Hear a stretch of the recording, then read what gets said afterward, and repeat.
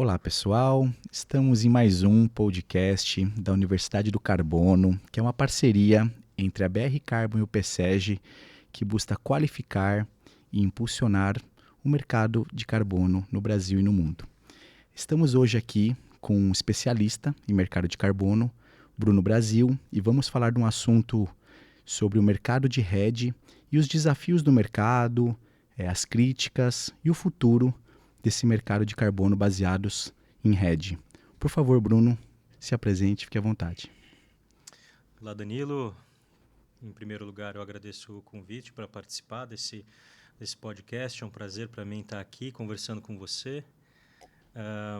Meu nome é Bruno Brasil, tenho aí mais de 15 anos de experiência com desenvolvimento de projetos de carbono. Comecei, na verdade, minha carreira como um auditor, a pessoa responsável por avaliar a conformidade desses projetos aos critérios, aos requisitos normativos aplicáveis. Depois, fundei a BR Carbon, sou um cofundador da BR Carbon, que é uma desenvolvedora de carbono já atuando no mercado há 3 anos.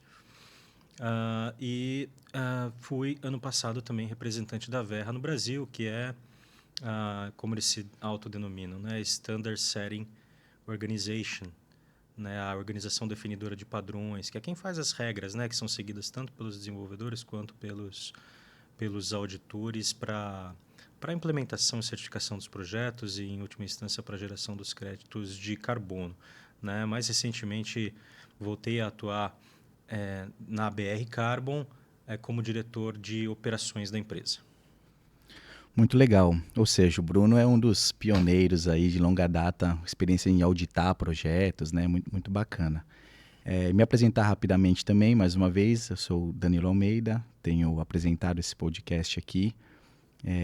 Estou atuando como diretor da Universidade do Carbono e é interessante destacar que as pessoas que são entrevistadas aqui são ministrantes, fazem parte do corpo docente do nosso curso. Então vamos lá, começando aqui, Bruno.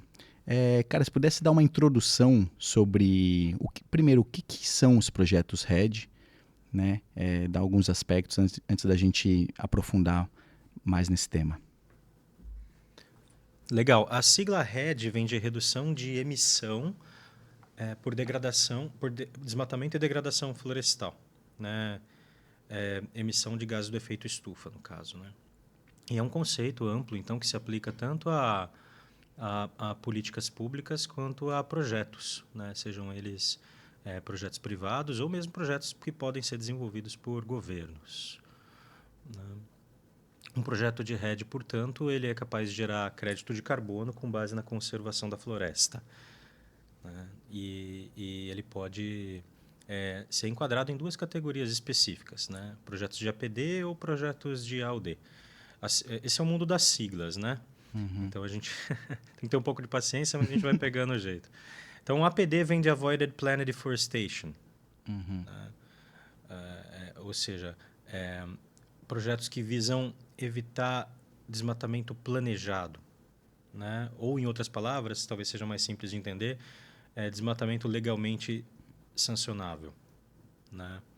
No Brasil, a gente tem o Código Florestal, que diz que no bioma amazônico, 80% da propriedade precisa ter cobertura florestal, precisa ter floresta conservada.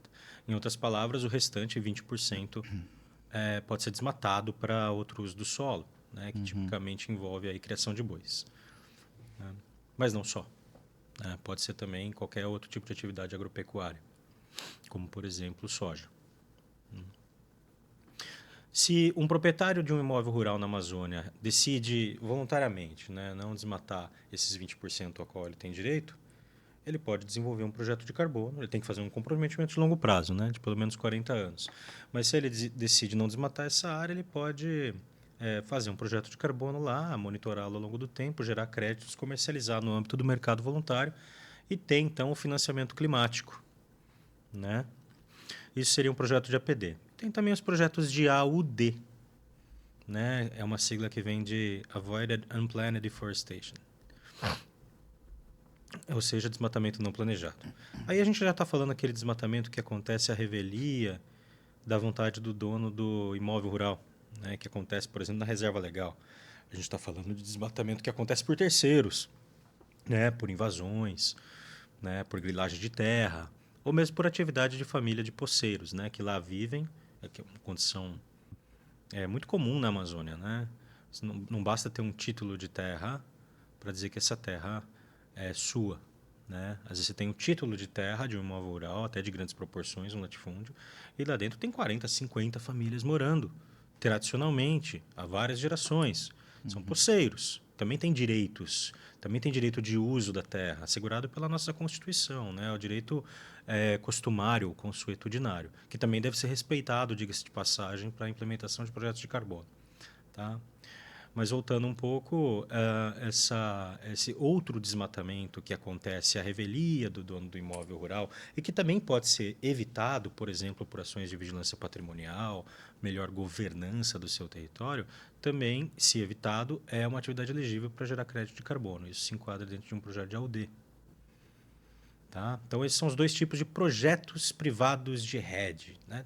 Eu digo privados porque normalmente eles são conduzidos pela iniciativa privada, mas um governo também poderia fazer um projeto desse tipo. Tá? Então, são os projetos de RED do tipo APD e os projetos de RED do tipo AUD. Aí, existe outra coisa, um outro bicho, que é um programa jurisdicional de RED. Aí é uma outra escala. Né? São políticas públicas implementadas no nível estadual ou mesmo de uma federação com foco na redução do desmatamento de igual maneira. Mas é um governo trabalhando em outra escala com outros tipos de atividade. Legal, Bruno. A gente vai chegar nessa parte jurisdicional daqui a pouco, né? Tem bastante coisa para a gente conversar, inclusive. Mas é muito bom, né? Essa introdução, deixando claro que o RED basicamente é conservação, né? É um desmatamento que iria acontecer, né? E o proprietário rural deixa de desmatar ou evita, no caso do não planejado, um desmatamento ilegal, né? Alguém que poderia ir lá desmatar. E aí a gente tem visto atualmente muitas críticas, né, aos projetos de crédito de carbono, mas a gente sabe que trabalha com isso, né, você que trabalha com isso sabe que é muito relacionado à questão do RED, inclusive, né? Você poderia falar um pouco dessas críticas que estão acontecendo, por que estão acontecendo, do que se trata? Sim. O RED não sofre crítica, o mecanismo de RED não sofre críticas de hoje. Tá?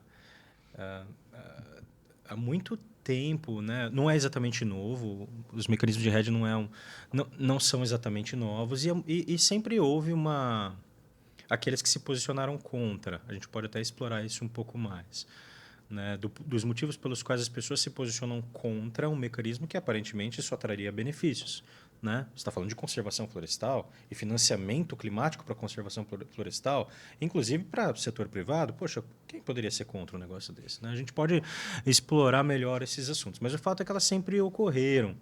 Né? O motivo pelo qual elas ganham mais notoriedade hoje em dia é porque o mercado de carbono está mais aquecido. Né? O preço de uma tonelada de carbono está maior. Hoje é mais negócio trabalhar com carbono. Então, antes essas críticas elas ficavam um pouco limitadas pelo interesse das pessoas mesmo. Tinha pouca gente trabalhando no mercado, tinham poucos projetos, o volume de crédito de carbono gerado anualmente era pequeno. Né? Hoje em dia, no mercado voluntário, a gente tem cerca de 500 milhões de créditos de carbono sendo emitidos todos os anos pela iniciativa privada, né? O que faz girar 2 bilhões de dólares por ano. Então, já é um mercado que vale a pena uma crítica, por exemplo, do The Guardian, ou vale uma reportagem no Fantástico, né? Por conta da importância desse setor. Né?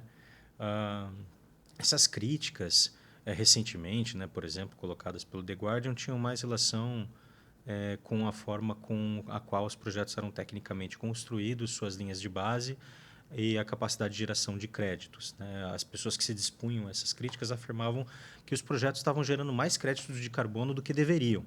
Né? E então, portanto, os compradores eles estavam comprando ar, né? Ou hot air, como se diz. Né? Comprando gato por lebre, né? Numa expressão mais coloquial. Né? E isso não é legal. Tá? Isso tem que sim ser evitado. Então, a crítica tem seu papel.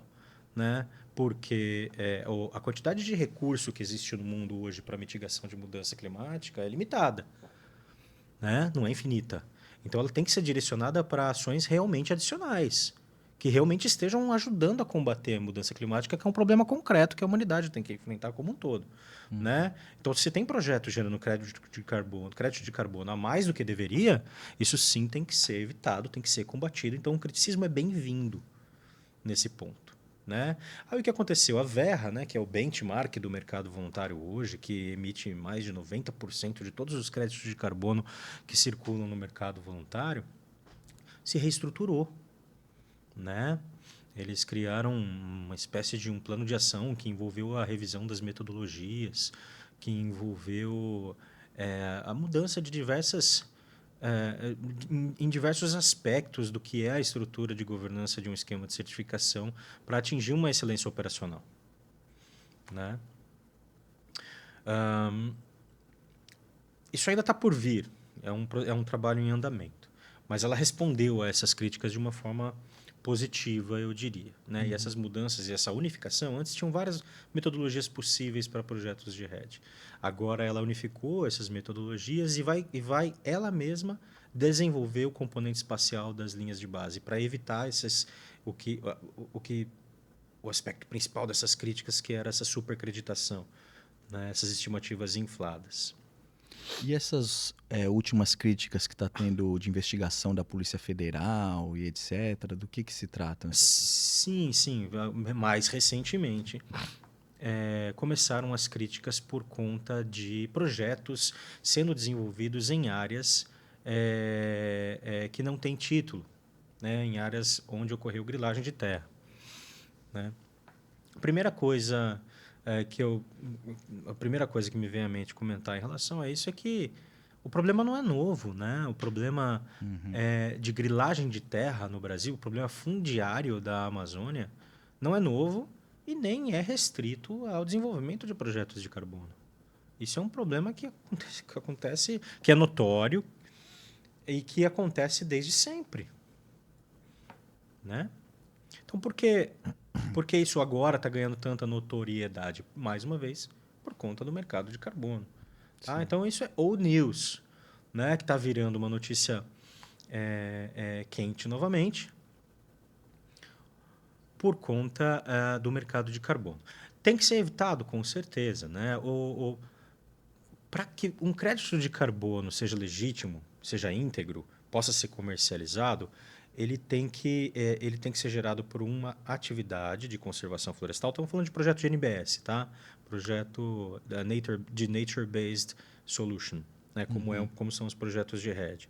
Então, para que esse crédito ele tenha validade, ele tem que ser gerado a partir de se for uma área em área privada, a partir de uma área que tenha título de terra, né? Que tenha uma cadeia dominial ininterrupta, né? Que possa ser verificada por uma terceira parte independente até o momento, elo a elo, até o momento em que se deu a passagem da coisa pública para a coisa privada. Então, o governo, em algum momento, destacou essa terra da União e conferiu um título de terra a um ente privado, que passou a falar que aquela terra era dele, né? E depois ele pode ter vendido por décadas até que chega na figura do dono atual, né? É desse título de terra que emana o direito de comercialização do crédito de carbono para projetos de NBS. O dono da terra é quem tem esse direito, que ele pode dividir com outros, por exemplo, com desenvolvedores de projetos de carbono.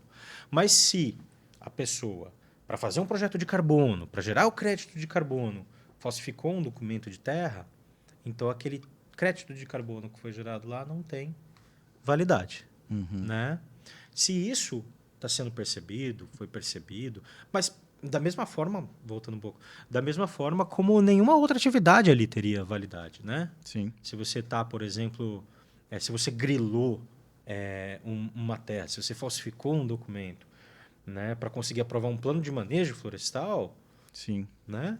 Aquele plano de manejo florestal também não teria validade. A madeira que estaria sendo produzida ali também não poderia ser comercializada legalmente. Se você estiver produzindo bois ali em cima, né? Se você conseguiu licenças do Estado, inclusive, para suprimir um pedaço da vegetação, desenvolver ali, implementar uma pastagem, desenvolver ali uma criação de gado e vender essa carne também não seria legal, não poderia ser legalmente comercializada a partir de uma terra que é ilegal, que está grilada, né? Porque você falsificou documentos para obter as licenças de produção iniciais. Então, tudo é comprometido, não é só projeto de carbono que é comprometido, né? Agora, tudo isso está ganhando notoriedade, mais uma vez, por conta do mercado de carbono que está, né, em alta. Agora, isso é bom, isso é ruim? Isso de começo, quando acontece uma situação dessa, o efeito é negativo para todos, né? Por quê? Porque isso afasta investidores, né? Isso diminui, e afastando investidores, afasta compradores de crédito, diminui o valor do crédito de carbono e diminui o fluxo financeiro, né? Diminui o financiamento climático para atividades como essa e, por fim, acaba por minar o interesse de proprietários de imóveis rurais em lucrar com conservação, né? Então, existe esse impacto negativo. Mas ele é absolutamente necessário. Né? Ele é absolutamente necessário e positivo em longo termo. Né? Porque você não pode ter no mesmo ambiente quem trabalha ilegalmente e quem trabalha legalmente obtendo o mesmo resultado. É necessário separar o joio do trigo. Né? Então, se tem empresas, né, que estão trabalhando à revelia da lei e forjando documentos para desenvolver projetos de carbono, elas precisam ser identificadas e elas precisam ser punidas por isso. Né? E aquele projeto ele precisa ser retirado de circulação. Né? Isso é só prova do sistema funcionando. Poxa, que bom! Né? Olhando por esse lado, que bom que tem esses escândalos. Né? Significa que os erros estão sendo corrigidos, que as arestas do sistema estão sendo aparadas. E que, em última instância, o sistema se corrige e funciona. Sim. E é interessante isso, né? Você mencionou essa questão fundiária, parece que nunca foi tão evidente, tão forte criticado, né? Há quanto tempo o pessoal está grilando terra para fazer pecuária, para fazer, e agora o negócio explodiu, né? Mas eu fico chateado também a maneira, às vezes, que a mídia trata o assunto, né?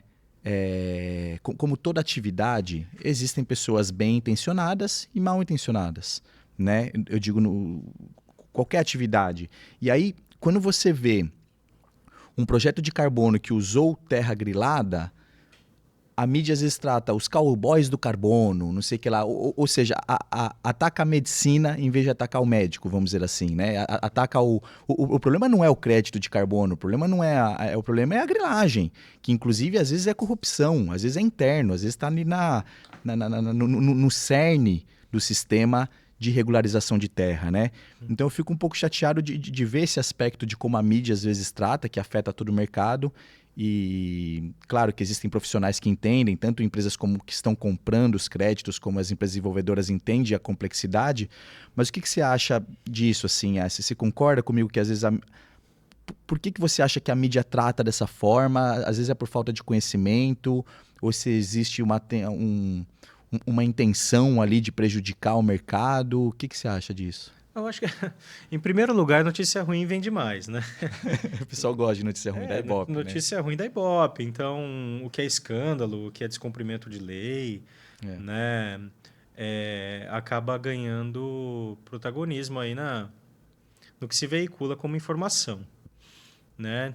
Não dá notícia falar que um projeto de carbono conseguiu evitar o desmatamento de centenas de hectares e ajudar centenas de famílias ou conservar espécies. É difícil ver alguém que não seja do setor, né, mídia independente, fazendo propaganda acerca dos impactos positivos de um projeto de carbono. Né? Normalmente o que ganha notoriedade é o que dá errado, mas isso não é exclusividade, mais uma vez, dos projetos de carbono. A mídia é assim. Uhum. Né? Sempre foi, né? E ela também, e isso é um pouco perigoso, mas é comum que exemplos, como eu posso dizer, individuais, né, que fatos pontuais, né, sejam utilizados para generalizações acerca do setor. Né? Então, se um projeto de carbono foi desenvolvido em área grilada, em área sem título, de repente isso está sendo colocado como se tudo fosse assim. Uhum. Né? Como se não tivesse segurança. Né? E não é bem por aí. Né? Talvez valha a pena a gente falar agora um pouco da estrutura de governança de um esquema de certificação. Então, talvez as pessoas que estão nos ouvindo não saibam, porém, para que um projeto possa gerar crédito de carbono, ele é avaliado por diferentes instâncias, em diferentes instâncias por diferentes órgãos. Existe o organismo de validação e verificação que realiza uma auditoria independente de terceira parte nesse projeto, de acordo com os critérios e requisitos dos padrões e metodologias publicadas pela VERRA, que é o Standard Setting Organization, ou Organização Definidora de Padrões. Além disso, existem os organismos de acreditação, né, que também são credenciados juntos à VERRA e avaliam os VVBs, os organismos de validação e verificação, e os próprios projetos. Tá? Então, existe o auditor e o auditor do auditor. Além disso, existe o padrão, que é a VERRA, que define as regras, que também faz a sua avaliação antes do registro e emissão dos créditos. E, finalmente, a figura do padrão dos padrões, como é o caso hoje do ICVCM, o Integrity Council for the Voluntary Markets, que publica os Core Carbon Principles, que são espécies de requisitos aos quais os padrões e as metodologias precisam se adequar, né? E que são exigidos muitas vezes pelos compradores e investidores. Além disso, existe o layer dos próprios investidores que fazem suas diligências e, finalmente, as agências de rating que dão nota para os projetos. Então, assim, hoje em dia é difícil você encontrar uma atividade em qualquer setor da nossa economia que tenha um escrutínio tão forte quanto é o dos projetos de carbono. Isso porque eu nem falei da Polícia Federal e do Ministério Público, hein? Que ultimamente avaliam bastante os projetos de carbono no Brasil, estão bem na mira dessas agências governamentais e dessas instituições. Né? Então, tudo isso é feito para assegurar a integridade de um crédito de carbono. Né? Agora, voltando um pouco à crítica, né? Ou ao criticismo. Mas só para entender melhor, que eu fiquei na dúvida agora. Então, existe a VERRA, que é quem cria o padrão. Aí, a VERRA dá permissão para um terceiro, que é o VVB, auditar os projetos usando o padrão dela. Depois, você falou que tem esse Integrity Council, que também vai olhar em algum momento, e depois a própria VERRA, um terceiro, vai auditar o VVB e o desenvolvedor de projeto. O Integrity Council vai olhar para os padrões e as metodologias que a VERRA faz. Tá. E existe a figura do organismo de acreditação que vai avaliar o VVB e o projeto. Seria uma auditoria de quarta parte. Que é a acurácia, que o pessoal fala que é o momento de ver que faz a acurácia do projeto, chama acurácia, não é? A revisão de acurácia é feita pela própria VERRA. Tá.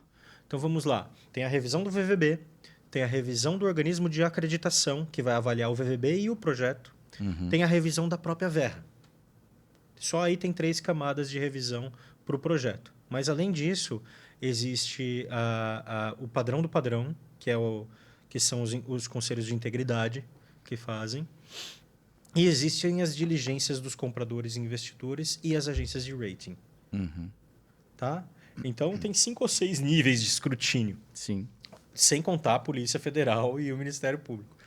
Tá? Então, existem 5 ou 6 níveis que voluntariamente avaliam a integridade de um crédito de carbono. Eu não conheço nenhum outro setor da economia que tenha um nível de segurança tão grande quanto esse.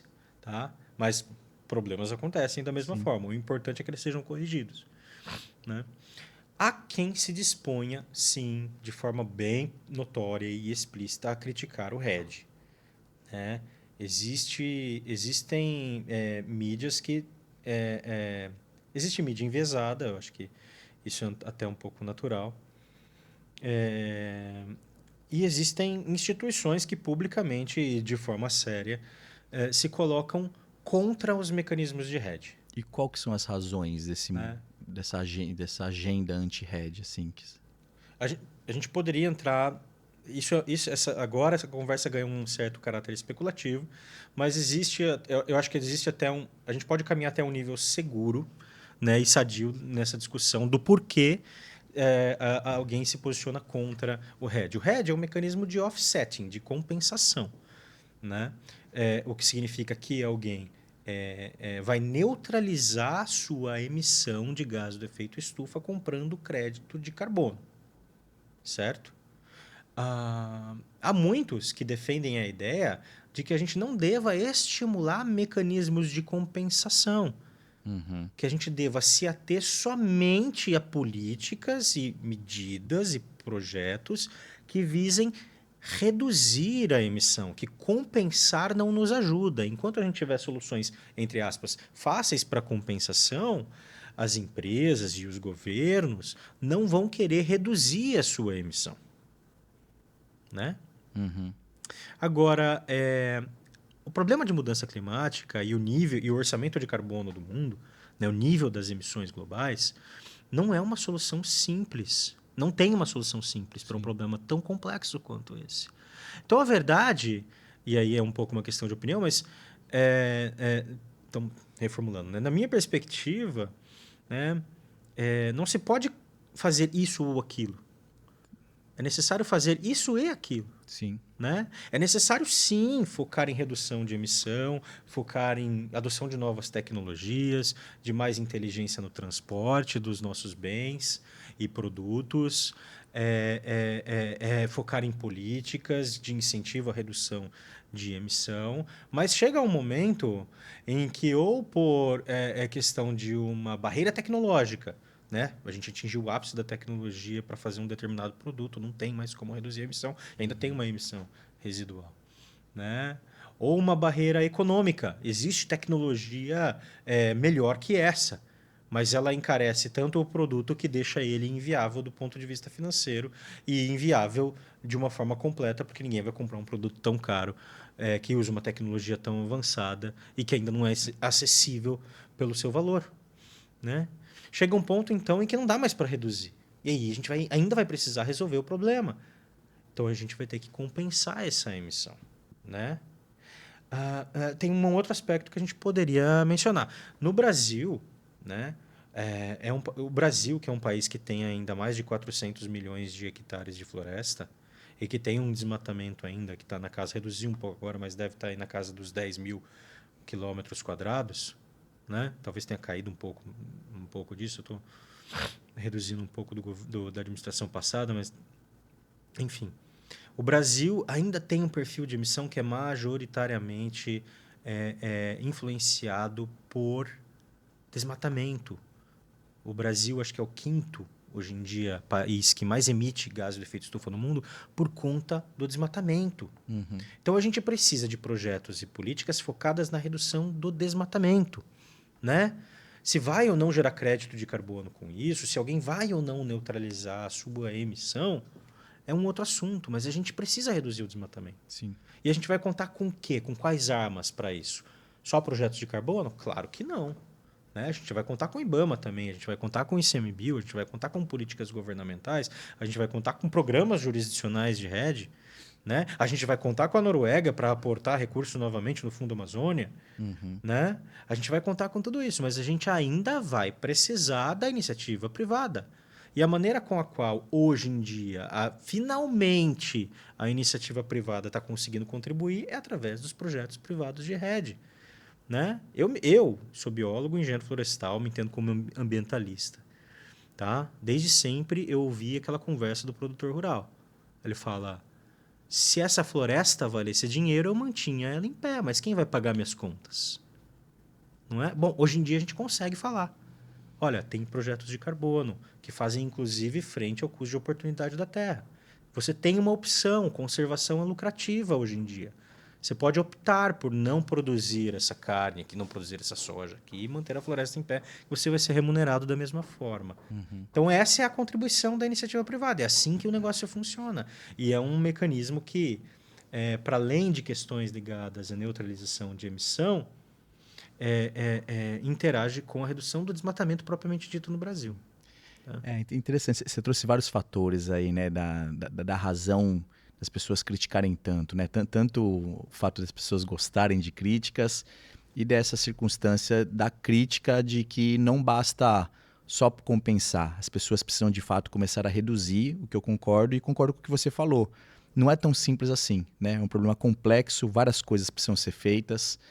Claro, as empresas, as indústrias precisam reduzir, encontrar energias renováveis, mecanismos menos poluentes, mas não existe uma bala de prata, não tem uma coisa que vai solucionar tudo. E exigir dessas empresas que eventualmente já estão super tecnificadas, né? Essas empresas não estão sendo cobradas hoje. Tem empresas altamente poluidoras que estão sendo cobradas, sei lá, há décadas. Então elas já estão no nível, né, de tecnificação super alto, e pedir para elas até 2050, né, que são as grandes metas aí de net zero, contar só com tecnificação, não que não dê, mas é usado. E enfim, eu acho que o mecanismo RED ele vem para auxiliar, para ajudar. E esse outro aspecto que você trouxe que eu acho que é super importante, o RED não é só reduzir emissões, auxiliar na compensação, né? A gente que é engenheiro florestal, né? Nunca teve tanta oportunidade da gente trabalhar no que gosta, que é o quê? Conservação, que é dar valor à biodiversidade, dar valor à floresta, ao manejo florestal, né? E os povos que estão lá, a super complexidade que existe na Amazônia, né? De você trazer o aspecto social, de biodiversidade, da engenharia florestal. Então, é uma maneira, o RED, além de estar ajudando nas mudanças climáticas, está fomentando uma coisa que é super importante, né? Além do carbono, existem outros serviços ecossistêmicos que a natureza provém, né, para todos nós, e água, né, biodiversidade e etc. Então, muito bacana esse aspecto todo. E aí, mudando um pouco de assunto, Bruno, eu queria falar um pouco agora, falando mais do mercado, né, do mercado voluntário e a gente indo para o mercado regulado.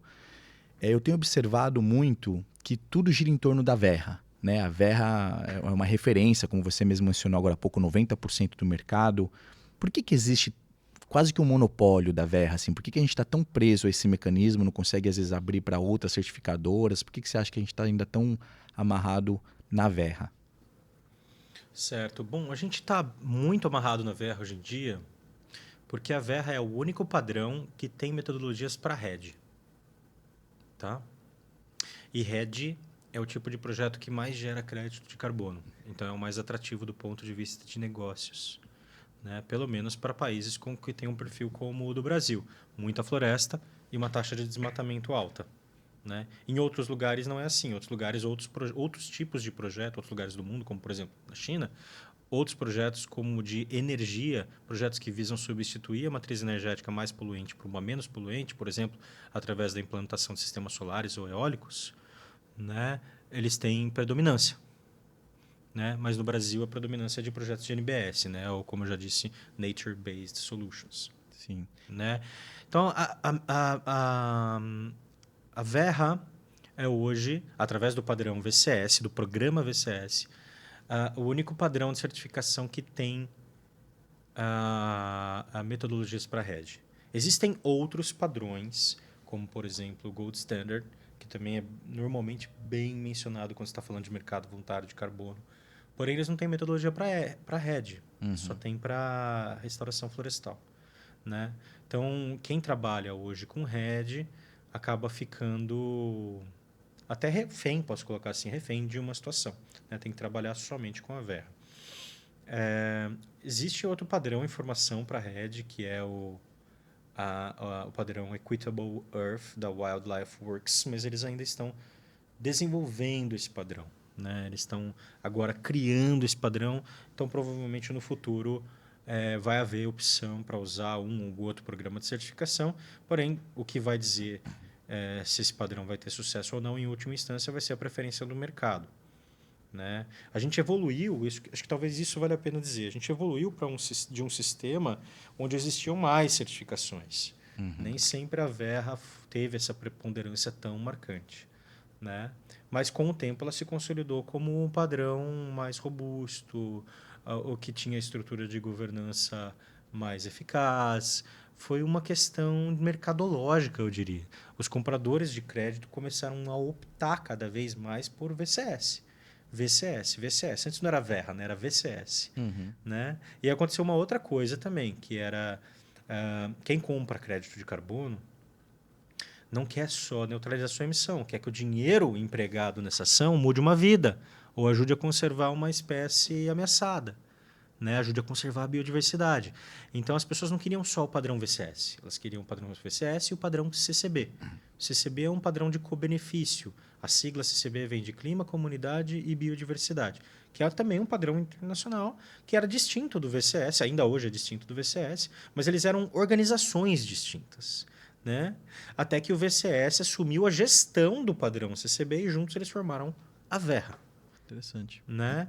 Então, tanto a escolha do VCS quanto do CCB foi uma questão mercadológica. Os compradores começaram a reconhecer que esses padrões de certificação eram os melhores e começaram a pedir que os desenvolvedores de projeto utilizassem esse. Eles queriam esse tipo de crédito. Então, houve uma confluência de todos os desenvolvedores para isso. Né? Então, é uma combinação de fatores. Por que esse monopólio? Por conta da escolha dos compradores, dos investidores para esses padrões de certificação, que reconhecidamente eram os melhores, e a ausência de metodologias de RED em outros padrões. Né? Então, hoje a gente tem esse monopólio, que não é bom para ninguém. Né? Monopólios não são bons para ninguém, a não ser para um monopolista. Uhum. Né? Eu acho que nem para eles nesse momento está sendo tão bom, porque agora tá tudo sobre eles também, né? As críticas, as demandas, né? Devem estar sobrecarregados. No final a carga é grande, né? Porque eles têm que avaliar. Eles emitem, como eu disse, né, pelo menos 90% dos créditos de carbono no mercado voluntário no mundo. E eles têm que revisar todos os projetos do mundo. Né? Com pessoas fazendo isso, né? Então, assim, é realmente uma carga muito grande. Né? E uma responsabilidade maior ainda. Mas o ponto, né? O ponto mais importante disso tudo você mencionou, né? Primeiro de fato, ter uma metodologia robusta, né? E o mercado assimilar isso e... É importante o mercado também ter essa régua alta, né? Essa exigência alta de que a gente precisa de fato algo que faça diferença, não mais um crédito por ser, né, mais um falso crédito, né? Então esse é o ponto, né? Eu acho que a gente está nesse caminho, né? Essas críticas todas que estão vindo, eu acho que também são nesse caminho da gente ter cada vez metodologias mais robustas, né? E é mais por curiosidade também, antes da gente entrar no próximo assunto, que o pessoal costuma falar que a Verra é uma certificadora, né? Na verdade, você falou bem, agora eu não sabia disso, eu achei super interessante, de que o VCS, que é um padrão, e o CCB, que é um outro padrão, veio antes, e a Verra... Conta um pouco pra gente essa estrutura. A Verra, então, ela não é uma certificadora... Todo mundo fala, a certificadora Verra, mas ela não é, então, de fato, uma certificadora, né? Ela é um organismo que unifica, né? Que, enfim, explica pra gente. Ela se autodefine como Standard Setting Organization. Então, é a organização definidora de padrões. Né? Eu me refiro a ela, eu acho que é uma maneira mais precisa de fazer, como padrão de certificação. Ou seja, quem faz as regras é o órgão legislativo. Tá? Como se fosse uma regulamentação. Exato, ela que regulamenta, ela que escreve as regras do jogo. As metodologias, na verdade, acho que é bom comentar, elas são feitas pela sociedade civil como um todo, organizada. Né? Se você quiser, você pode fazer uma metodologia nova para que vai mostrar como se faz as estimativas de redução de emissão de gases de efeito estufa ou remoção de carbono atmosférico por conta de uma atividade específica. Né? A gente não precisa se ater, por exemplo, a plantio de árvores, como é a restauração, ou de árvores ou de sementes, ou conservação florestal. Você poderia, por exemplo, querer fazer uma metodologia de como se processa, de como se faz o manejo e gestão de resíduos sólidos de uma forma que menos metano seja emitido para a atmosfera e isso gere também créditos de carbono equivalente. Tá? Então, você pode bolar uma metodologia. Só que essa metodologia, para ser validada pela Verra, vai ter que passar pelo escrutínio também de uma validação, de um órgão de certificação. Tá? A avaliação de uma metodologia é ainda mais robusta que a avaliação de um projeto. E ela deve ser dupla. Uma é feita por um organismo de validação e verificação e outra é feita pela própria Verra. Uhum. Tá? Então, a Verra, voltando, é a organização definidora de padrões ou simplesmente padrão de certificação. Você pode, quem se refere, muitas pessoas se referem a ela como certificadora, mas isso se confunde um pouco com o papel dos organismos de validação e verificação. Eles sim que, em última instância, estão certificando o projeto. Né? Quando um projeto de carbono passa por uma auditoria, quem emite o atestado de validação e verificação, que diz quantos créditos de carbono aquele projeto gerou em um determinado período de monitoramento, é o VVB. Ele que está certificando aquilo. Mas ainda não emitiu o VCU, crédito de carbono, né? Só vai emitir no momento que, de fato, passar pela última instância, que é a Verra. Exatamente. Então, aí, depois que o auditor avaliou e me deu o seu atestado, eu vou lá na Verra e falo, olha, eu tenho um atestado aqui. Você pode registrar o meu projeto? Aí ela fala, ok, vou registrar. Mas antes de registrar, eu vou Auditar. revisar. Aí ela vai revisar tanto o trabalho do VVB quanto o trabalho do auditor. Tanto o trabalho do auditor quanto o trabalho do desenvolvedor do projeto e emitir algumas ações corretivas, né? Tanto para o projeto quanto para o relatório do auditor. Né? Uma vez que todas elas tenham sido sanadas, de acordo com a própria descrição da Verra, aí ela fala, ok, pode registrar. Né? E essa revisão dela é muito...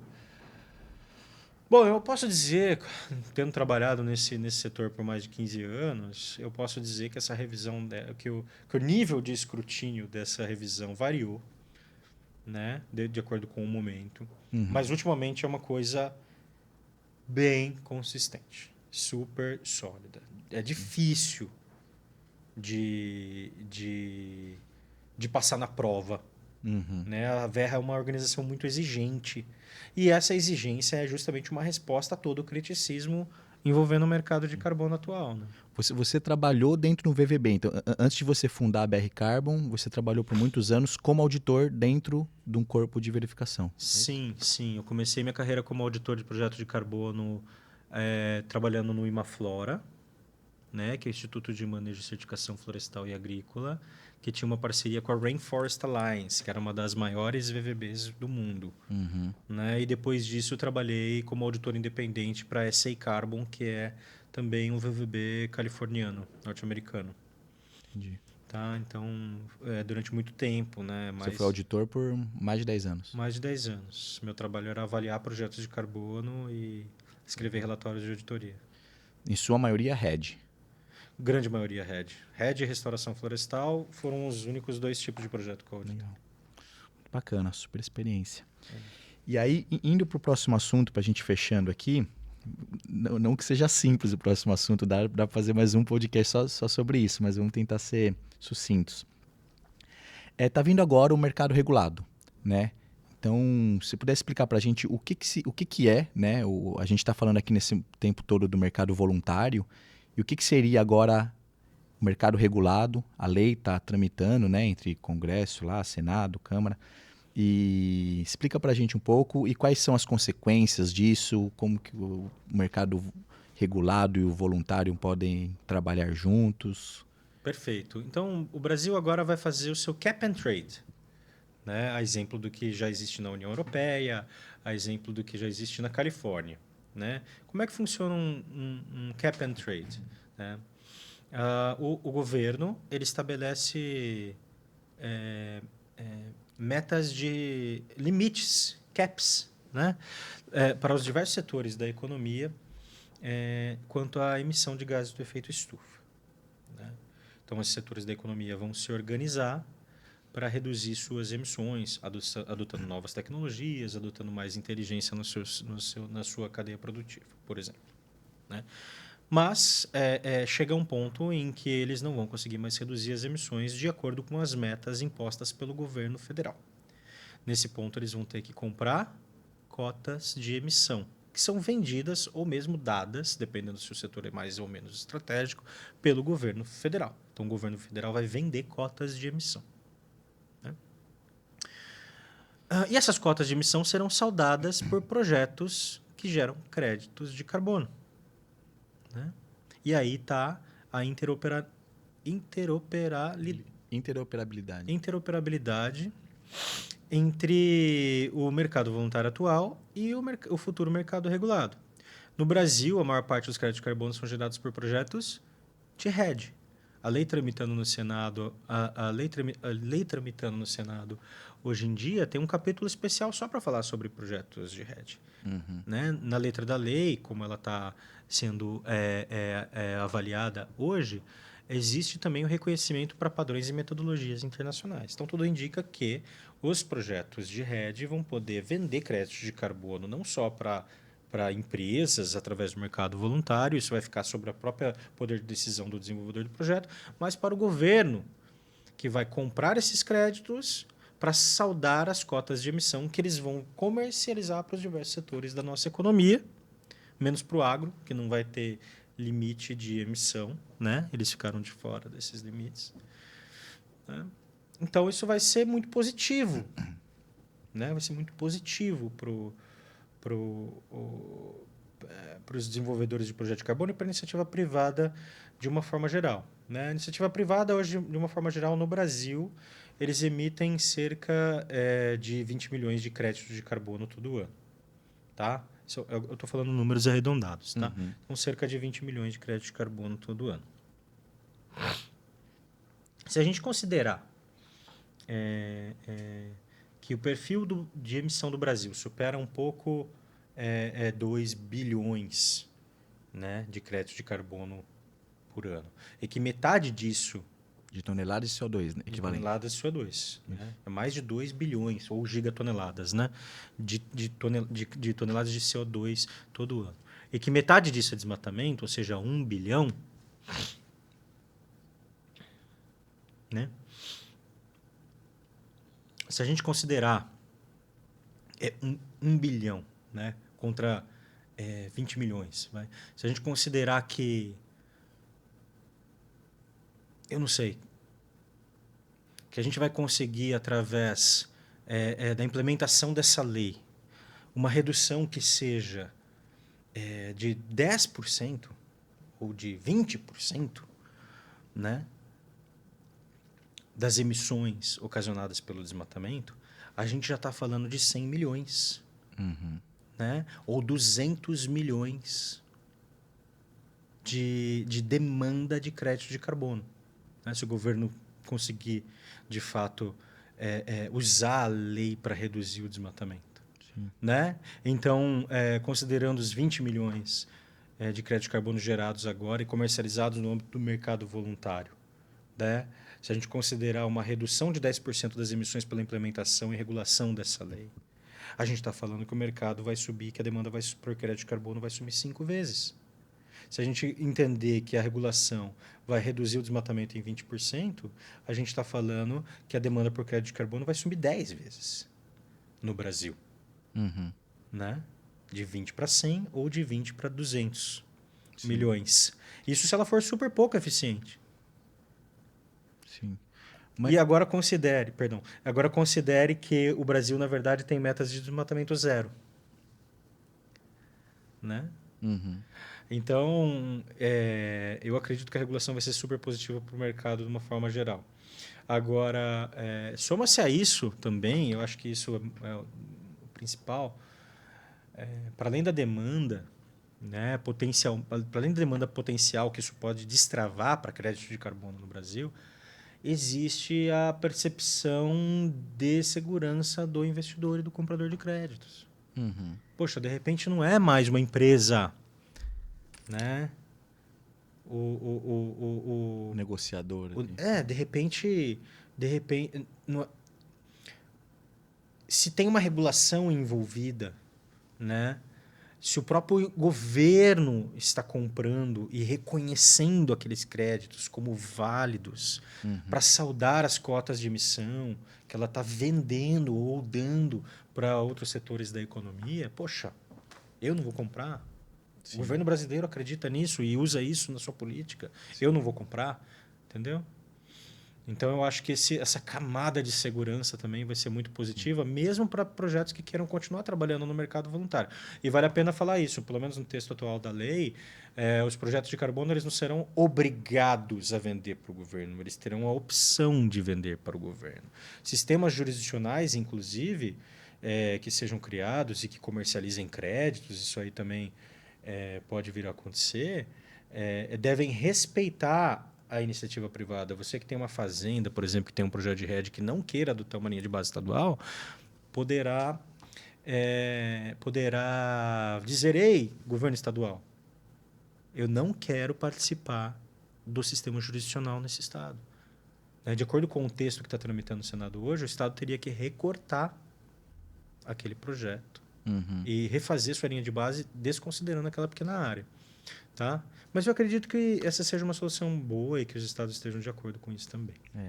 É super complexo esse assunto, né? Mas tem dois pontos que eu acho que vai ser positivo, né, nesse momento da regulamentação, que você já mencionou também, que um é a segurança, né? Você realmente estar amparado pelo Estado, né? Que hoje você tem um contrato ali entre empresa e proprietário, e aí você ter também mais um corpo ali, né? Que está incentivando, que está dando credibilidade ao que está acontecendo ali, né? Que vai ajudar a fortalecer esse arranjo, eu acho que é super importante.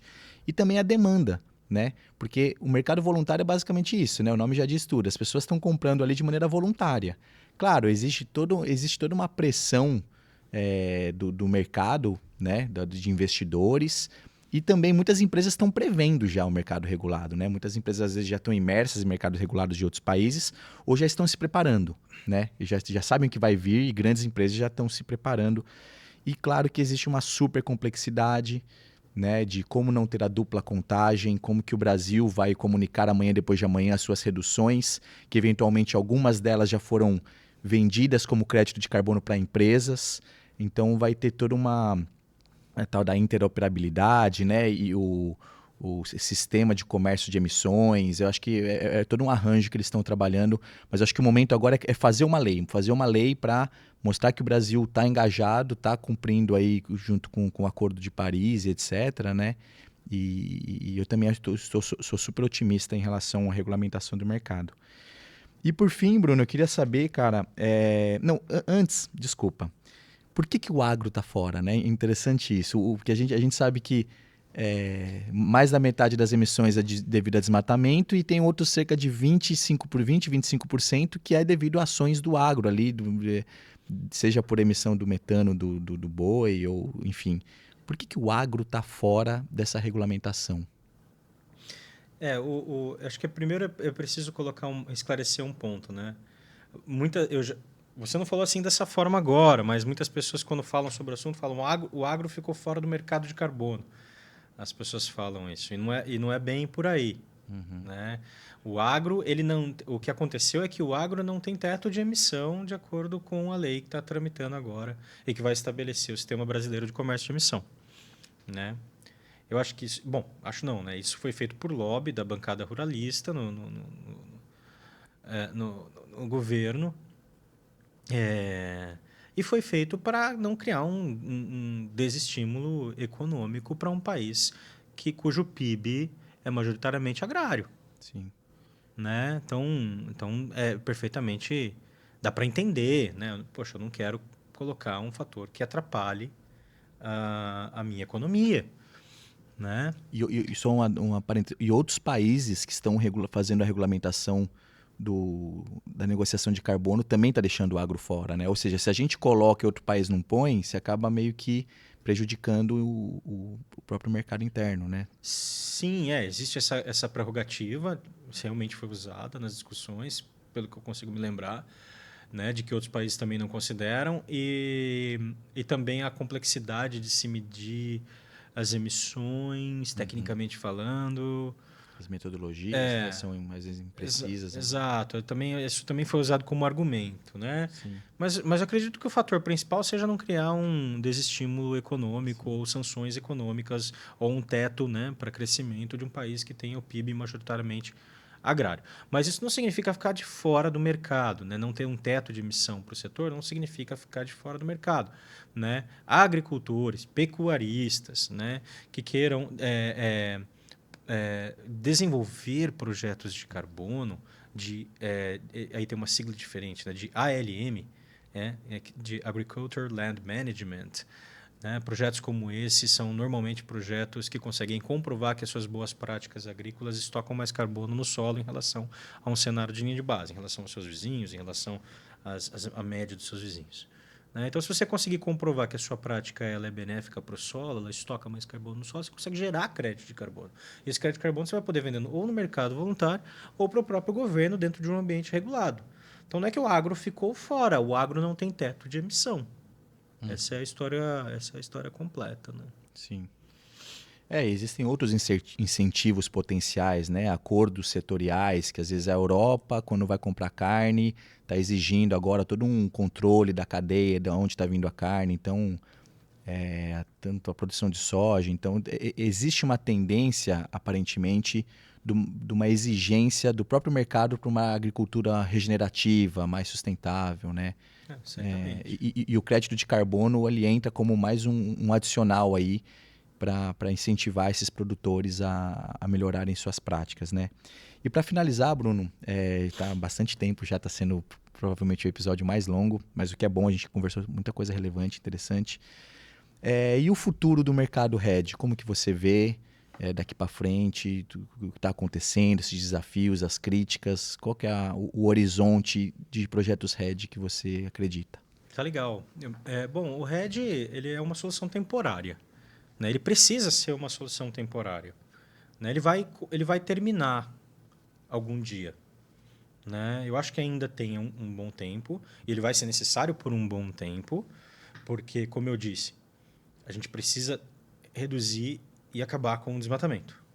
Né? A gente tem que reduzir as emissões e uma maneira eficaz de fazer isso, talvez a maneira mais eficaz de fazer isso em curto tempo, é parando de desmatar, pelo menos no Brasil, né? Que tem um perfil de emissão, cujo metade do perfil de emissão é ocasionado por desmatamento. Então, a gente vai precisar disso por algum tempo ainda, como uma solução. Porém, quando você coloca o tempo na equação, quando você coloca a ação da iniciativa privada no desenvolvimento de projetos, a implementação de políticas públicas, a ação dos órgãos de comando e controle, virtualmente a gente vai conseguir acabar com o desmatamento. Né? Provavelmente não vai ser até 2030, né? Talvez seja até 2050, mas virtualmente, em algum momento, a gente vai conseguir essa tarefa de reduzir, não só de reduzir, mas parar, né, o desmatamento. Vai começar com o desmatamento ilegal, virtualmente vai chegar a desmatamento. A gente vai proibir o desmatamento. Nesse momento, as ações de RED não serão mais necessárias. A gente vai ter conseguido. Né? Mas isso vai ser... Então, assim, seja por implementação de políticas públicas, seja por ação dos órgãos de comando e controle, seja pelo desenvolvimento de projetos de carbono pela iniciativa privada, que virtualmente vai exaurir todas as áreas elegíveis para geração de crédito de carbono. Né? Ou, muito provavelmente, pela ação dessas três coisas combinadas, o RED vai terminar. Né? O financiamento climático vai cessar. Mas ele vai cessar quando ele não for mais necessário para fins de conservação da floresta. A gente vai ter conseguido cumprir a nossa missão, tá? Em algum momento. Numa escala temporal difícil de prever, mas em algum momento isso vai acontecer. Né? Agora, isso vai ser suficiente? Vai ser suficiente parar de desmatar? Não, não vai ser suficiente. A gente vai começar a falar cada vez mais de recuperação, restauração florestal, recuperação ambiental. A gente vai ter que restaurar nossas áreas selvagens. Né? A gente vai ter que fazer os ecossistemas, renovar os ecossistemas, fazendo com que eles absorvam mais carbono e possam novamente também funcionar para a conservação da biodiversidade. Né? Então, cada vez mais, em termos de projetos de NBS, a gente vai, com o tempo, deixar de fazer RED e começar a fazer restauração florestal. Né? Esse é o futuro do RED, portanto, e o futuro do NBS. Né? Vai mudar o perfil. Hoje em dia, a maior parte dos projetos são de RED. No futuro, serão de restauração. Sim, muito bom. Bruno, muito obrigado pela participação. Foi um prazer enorme aí, muito super aprendizado. Agradecer aí todo o apoio que você tem dado pela Universidade do Carbono e destacando que o Bruno ele vai ser aí ministrante dentro do nosso curso de MBA Soluções Baseadas na Natureza, Mercado e Projetos de Carbono. Obrigado e até logo. Obrigado, Danilo, e até mais.